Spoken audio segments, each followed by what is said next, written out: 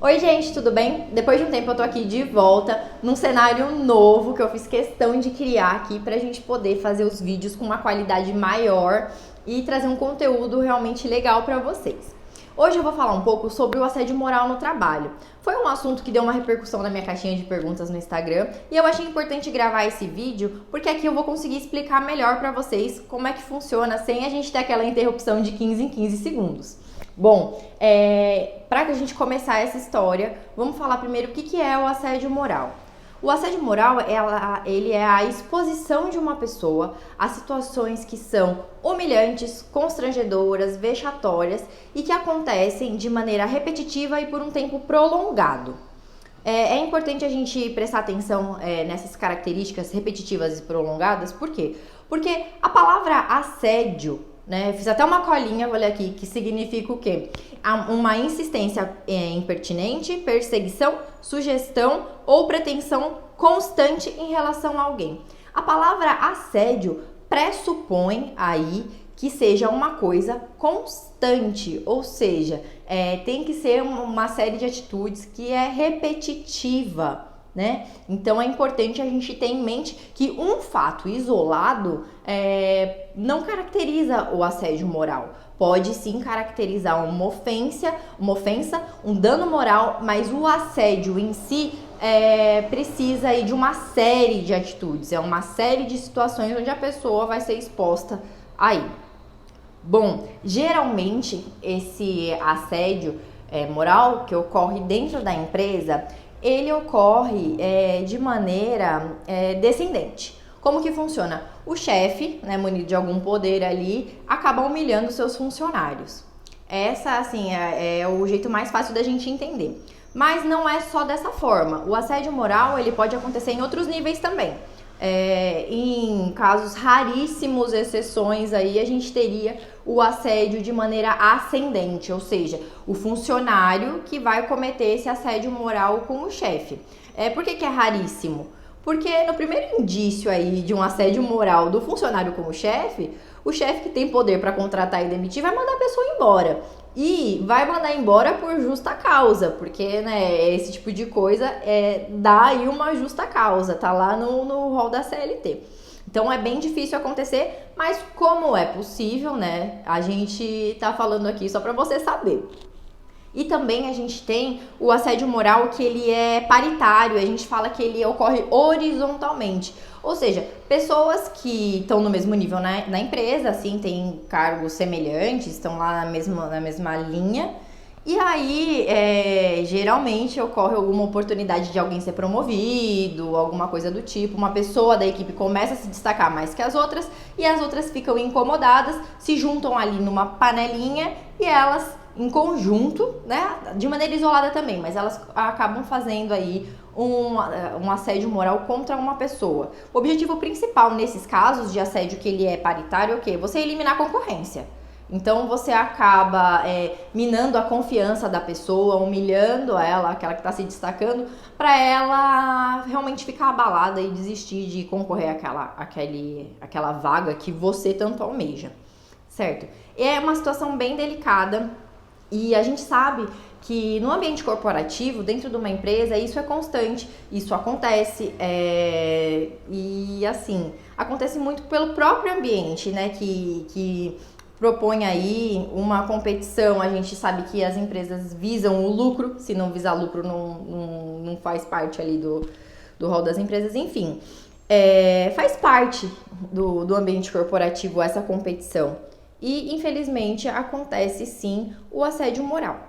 É importante a gente destacar que nem tudo é assédio moral.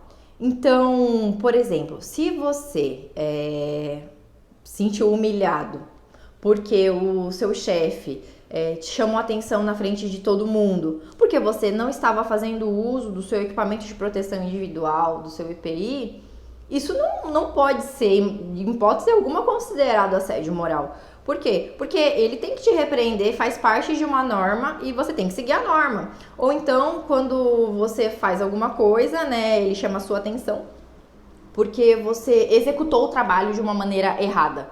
Você tem um padrão e você fez fora daquilo. Isso também não pode ser considerado assédio moral. Então é importante a gente saber definir esses limites aí do que é normal, o que não é normal, para a gente definir o que pode ser considerado assédio moral.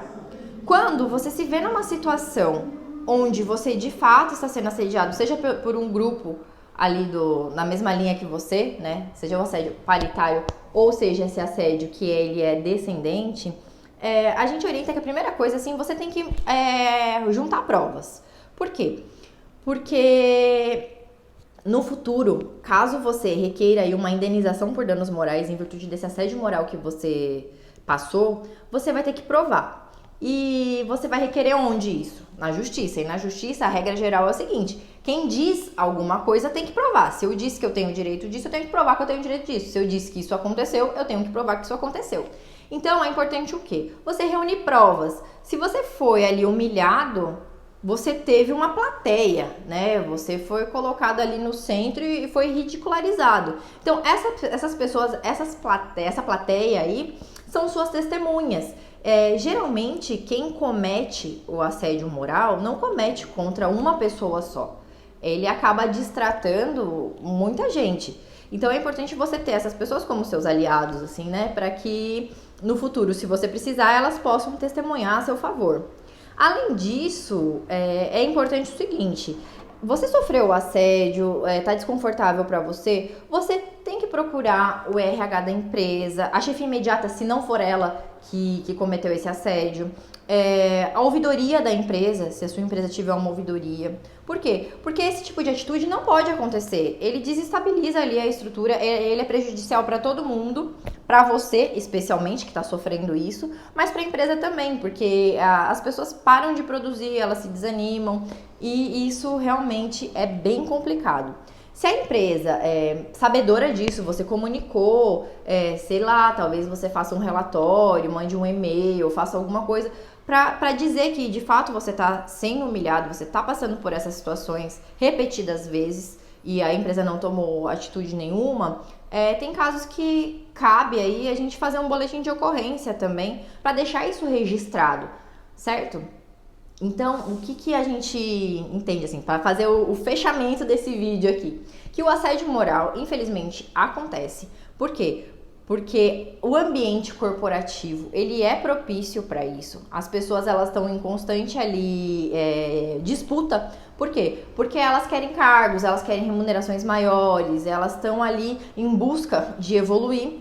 E muitas vezes acabam passando por cima dos outros.